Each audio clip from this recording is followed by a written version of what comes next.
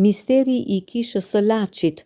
Çfarë u ndodhi 32 ushtarëve që shkuan për të prishur muret?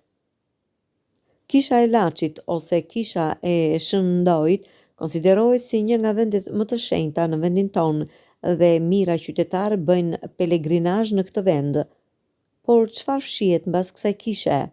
Në vitin 1981, një grup ushtarësh nga toga e Drojës në Laç shkuan për të rrëzuar pjesën e mbetur të rrethimit në kishën e Shëndojit. Për herë të parë, shëmbja kishte ndodhur në vitin 1967, kohë kur shteti komunist i asaj kohe i shpalli luftë besimit fetar. Edhe pse një pjesë e godinës ishte shembur pjesërisht, besimtarët gjatë viteve shkonin ende, gjë që për regjimin ishte një shqetësim. Për këtë motiv, ushtarët morën urdhër të asgjësonin muret në mënyrë që askujt të mos i shkonte në mend për të bërë pelegrinazh.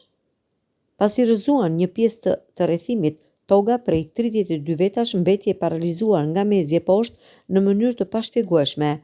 Disa ushtarë u dërguan nga pushteti popullor i kohës për kurim në Austri për 6 muaj, ndërsa të tjerë në Spitalin Ushtarak të Tiranës. Të gjithë mbetën me pasoja, duke u ngritur në këmbë, vetëm pas një trajtimi intensiv të gjatë.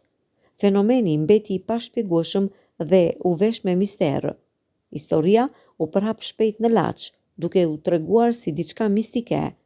Pushteti i asaj kohe tha se fajin për ngjarjen e pazakonte kishte ushqimi, si pasojë e një helmimi, por ky fakt nuk u pranua kurrë, shkencërisht. Historia është ende e veshur me mister edhe sot e kësaj dite.